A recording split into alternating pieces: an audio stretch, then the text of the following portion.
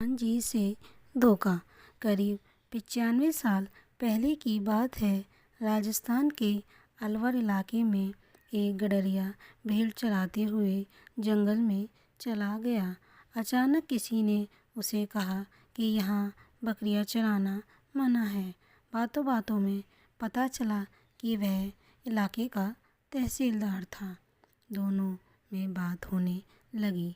पता चला कि बहुत कोशिश के बाद भी तहसीलदार को बच्चे नहीं होते। गडरिये ने उनसे कहा कि आप दौसा के बालाजी हनुमान जी के मंदिर जाकर बेटा मांग लो, मिल जाएगा। ना जाने क्यों तहसीलदार ने उस गडरिये की बात मान ली। उन्होंने हनुमान जी से कहा कि अगर मेरा बेटा हो जाएगा तो मैं उसे यहीं इसी मंदिर में सेवा के लिए छोड़ जाऊंगा।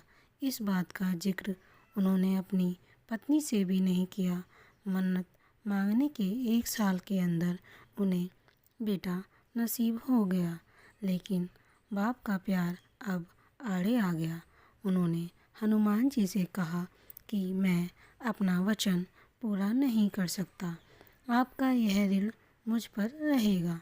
वो बेटा बड़ा होने लगा, शिक्षा की उम्र तक आया तो पिताजी ने उसे हरिद्वार के एक बड़े विद्वान प्रभुदत्त ब्रह्मचारी जी के यहाँ पढ़ने भेज दिया।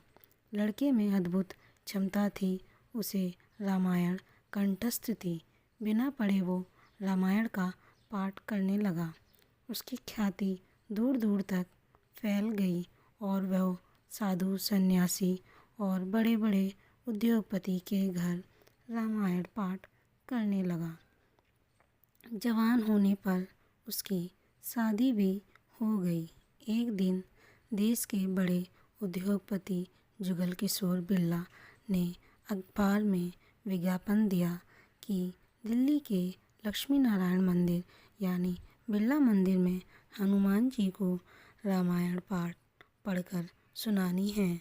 उसके लिए उस व्यक्ति का टेस्ट खुद बिरला जी लेंगे। यह तय तारीख पर नारायण स्वामी अपनी पत्नी के साथ बिरला निवास पहुंच गए। बहुत से और लोग भी बिरला जी को रामायण पढ़कर सुना रहे थे। जब नारायण बाबा का नंबर आया तो उन्होंने बिना रामायण हाथ में लिए पाठ शुरू कर दिया।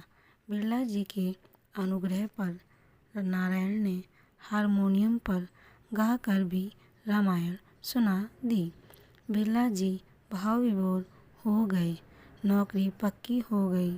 सस्ते ज़माने में 350 रुपये की पगार रहने के लिए बिरला मंदिर में एक कमरा और इस्तेमाल के लिए एक कार भी नारायण बाबा को दे दी गई।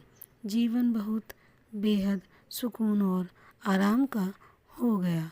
रुपया पैसा शोहरत और देश के सबसे बड़े उद्योगपति से नज़दीकियाँ होने लगीं। बिरला जी के गुरु चमत्कारी संत नीम करौली बाबा जैसे ही वृंदावन से दिल्ली आए तो बिरला जी ने उन्हें प्रसन्न करने के लिए नारायण बाबा का एक रामायण पाठ रख दिया। बिरला जी ने नीम करौली बाबा से कहा कि एक लड़का है जो रामायण गा कर सुनाता है। नीम करौली बाबा ने कहा कि मुझे भी उस लड़के से मिलना है। जैसे ही नारायण बाबा कमरे में गए तो नीम करौली बाबा ने कहा, तेरे बाप ने हनुमान जी से धोखा किया है। नारायण बाबा अपने पिता के खिलाफ कुछ भी सुनने को तैयार नहीं थे, लेकिन तय हुआ कि अगर नीम करौली बाबा की बात सच्ची है तो वह उन्हें गुरु रूप में स्वीकार कर लेंगे। तभी के तभी नारायण बाबा अलवर रवाना हो गए और अपने पिता से कहा कि एक संत आपको हनुमान जी का ऋणी बता रहे हैं और आपको धोखेबाज भी। नारायण बाबा के पिता ने कहा कि वो संत हनुमान जी ही हो सकते हैं, क्योंकि ये बात सिर्फ उन्हें ही पता है। पिता की बात सुनकर नारायण बाबा वापस चले आए और नीम करौली बाबा को अपना गुरु स्वीकार कर लिया। नीम करौली बाबा ने आदेश दिया कि नारायण, तेरा जन्म हनुमान जी की सेवा के लिए हुआ है, इसलिए छोड़ लाला की नौकरी। गुरु आदेश मिलते ही नारायण बाबा ने नौकरी छोड़ दी और दिल्ली के महरौली इलाके में एक जंगल में गुप्त मंदिर में आश्रय लिया। बिरला मंदिर से निकलकर सांप, भूतों और एक अनजाने जंगल में हनुमान जी की सेवा शुरू कर दी। नीम करौली बाबा ने आदेश दिया कि किसी से 1 रुपया भी नहीं लेना है और हर साल नवरात्रि में लोगों का भंडारा कराना है। बड़ी अजीबोगरीब बात है कि 1 पैसा भी किसी से नहीं लेना और हर साल हजारों लोगों का खाना भी खिलाना है। लेकिन गुरु ने जो कह दिया वह पत्थर पर लकीर है। बिना सोच के उन्होंने अपना काम शुरू कर दिया। नीम करौली बाबा ने बिरला से कहकर नारायण बाबा की पत्नी को घर चलाने के पैसे हर महीने दिलवा दिए, लेकिन नारायण बाबा को पैसे से दूर रखा। 1969 से आज तक इस मंदिर में हर साल 2 बार नवरात्रि में हजारों लोग भंडारा खाकर जाते हैं।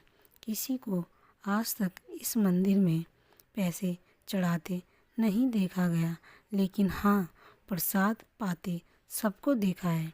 नारायण बाबा आज 94 साल के हो गए हैं, लेकिन गुरु सेवा में आज भी लगे हैं और चाहते हैं कि कम ही लोग उनसे मिलने आए। जय हनुमान जी की, जय बाबा नीम करौली की, जय गुरुदेव महाराज की। Subscribe to our channel and thanks for watching.